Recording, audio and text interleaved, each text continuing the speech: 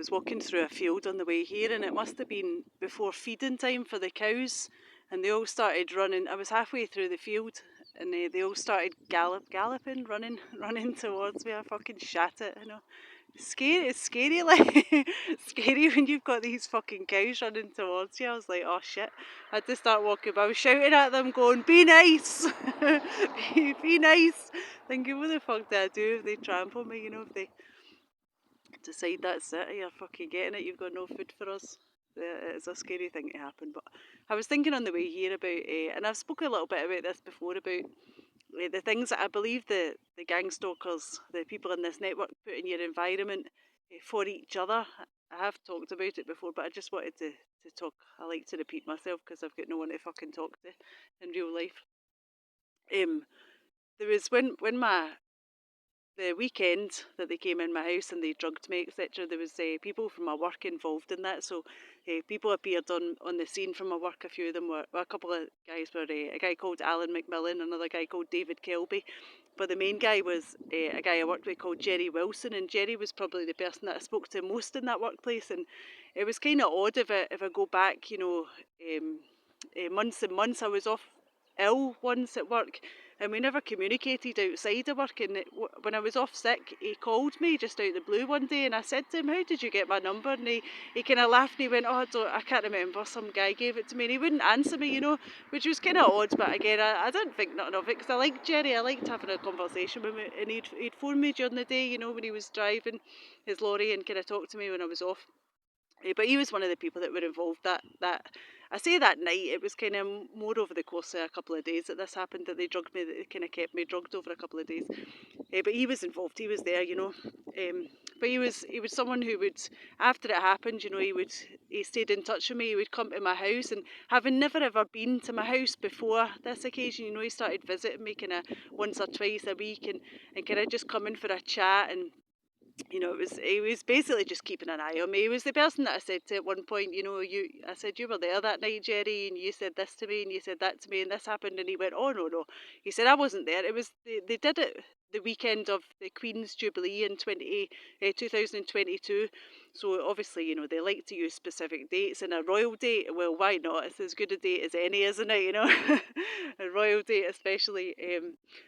I'm not going to go into Scotland and kind of sectarianism and the kind of Catholic Protestant divide. I maybe will another time, because it's quite interesting and it's very relevant, but I'll not go into it. But anyway, using a royal date is, you know, it wasn't coincidence that they done it on this date.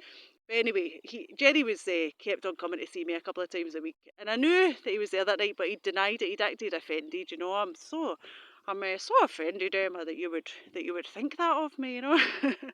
It's mad how they can kind of keep a straight face. The fucking brass neck off it. I could never stand in front of someone and act that way, but these people are just demonic, you know, they're demons.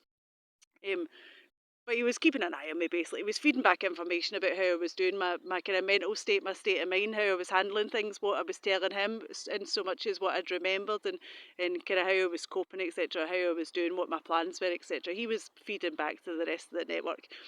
But one day, shortly after this, he came in my house and he said, I just need to wash my hands. And he walked into my kitchen, and sitting in the kitchen was a black bin bag that I'd been going through the house. I'd been going through the house and trying to find the stuff, because I knew that they'd planted things throughout my house, and I was finding things everywhere, you know, which I'll go into.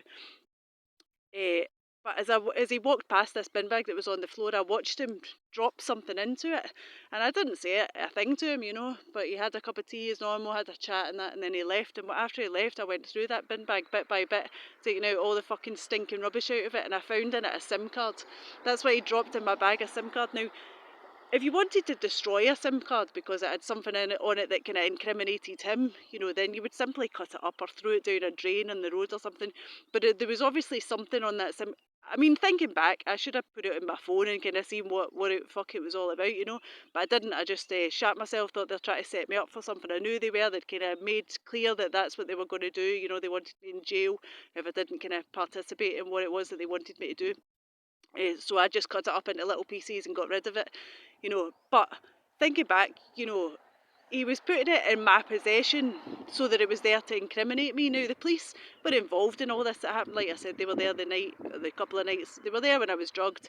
They were very much involved in this. You know, the police sergeant at the local police station was involved. They're involved afterwards, getting stopped and searched. You know, having never ever been in trouble with the law for my previous 42 years, the police involvement was just fucking overwhelming, you know, in this kind of 6 months before I eventually had enough and left Scotland, you know, getting stopped and searched, getting fucking questioned by the police everywhere I went, just ridiculousness, you know. So I think he was leaving that there so that someone else within the network, whether it be the police or something, could claim to have then found this SIM card in my rubbish, you know, going through my rubbish. It made it clear that that's what they were doing. They were going through my rubbish quite regularly, you know, taking my stuff out my bins and going through it. Also, like I said, when I went through my house, you know, because I was shiting myself, I was like, what are these people going to do to me? There was so many things that they'd left for other people to obviously find within my house. So, for example, I had an old wallet that was upstairs and it was in a box, you know. I had a couple of boxes with like clothes, you know, the clothes that I didn't wear that were old clothes that needed to go to a charity shop. And there was old belongings, you know, old bags and things, old purses that I just never ever got rid of it. I mean, I was a little bit of a hoarder, I suppose. And in this purse, this old purse that I had was when my mum died, me and my ex-husband had just moved house, so we'd just moved to another army barracks. So I never actually had a telephone in the house, or I did, but I'd not get around to giving my parents my number. So my dad contacted the camp, you know, they kind of must have phoned like the main office for the camp, the guard room or whatever, and the families officer, which is called a families officer, he takes care of anything kind of, you know, personal for anyone within that base, within that camp. He'd come to the door and told me that I needed to ring my dad. You know, that's how I found out my mum had died. So in this old wallet of mine was a card, a business card with this families officer's name on it in the camp that I'd been at the time. Again, I'd never had this, you know. I'd used this wallet. I'd actually bought this wallet after that had happened, probably about 5 years after my mum had died. But they'd planted this in my house to give other people who were going through my house information, if you know what I mean. So they'll send them into the house, tell them where to look, but they're not actually passing on. They're kind of keeping their hands clean, if you know what I mean. So they're not actually sending each other messages. They're probably word of mouth saying, yeah, look in this wallet and you'll get information about our background, and then they can kind of put things into play. You know, there was a guy that I was friendly with at a previous job who again was involved in my target, and his name was David Floyd, and he told me, you know, that night, well, they got him on the phone, he wasn't actually there in person, but when they drugged me, they got him on the phone, and he said, we hate people that were in the army, and he'd claimed when I worked with him to be in the army, and I said, you were in the army, and he said, he was Irish, he was Northern Irish, and he went, I'm in the IRA, you know, so they use the IRA theme quite a lot as well, because he'd said that to me. So he used to mention that he was in the army, and he worked as a kind of corporal helping the families officer, which I always thought was weird, because this guy was an angry little bastard, you know. He had such a temper. He wouldn't be the type of person that you would put in that role, you know. But again, they're placing these things in my house, and they're giving other people are going in and finding this information, you know, whether it's the police, whether it's the military that are placing these things, and then it's little retards network in the neighbourhood, you know, that are coming in and finding them, and then they're feeding this information back to each other. Again, I've told the story about a woman called Sam Perrin, who works for a charity called Stone Pillow, who was kind of a support worker at the last place I lived. And when I got to this place that I am now, there was an abandoned Triumph outside of a car called a Triumph. Obviously, you know, fucking what a name, Triumphant. Of course, it wouldn't be any other kind of make of car. And she made sure when all my bags were outside the house to get several pictures of this car.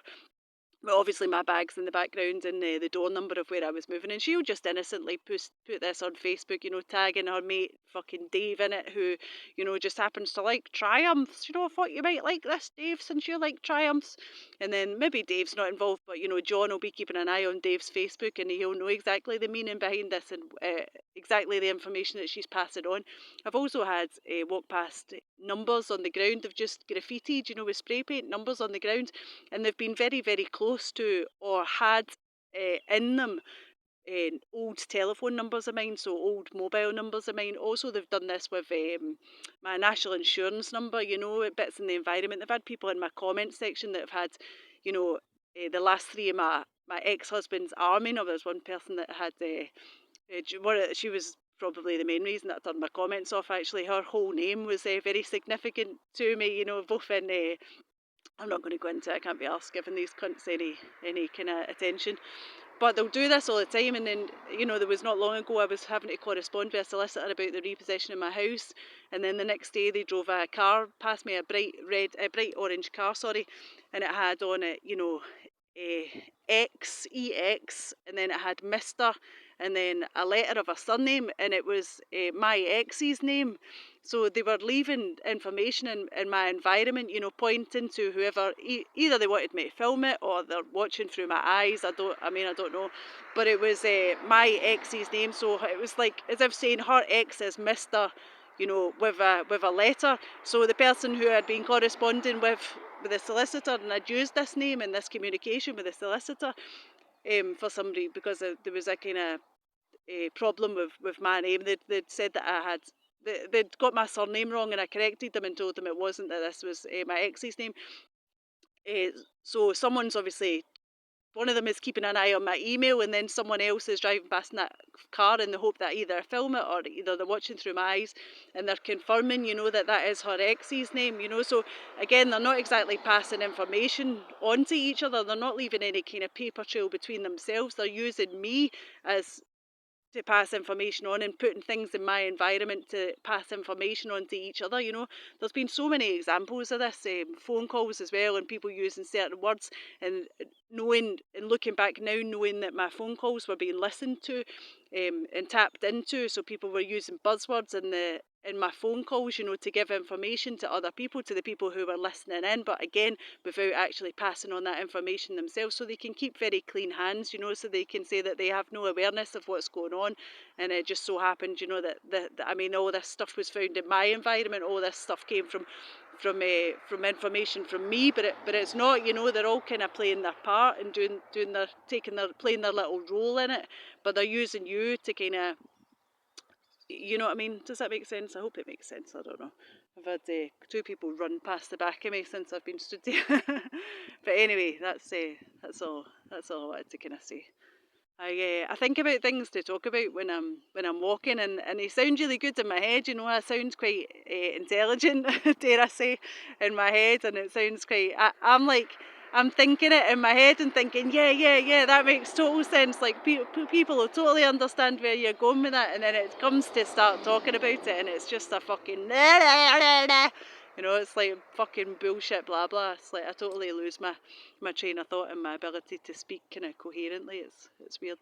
If only you could live inside my head like the army do with their neuromonitoring.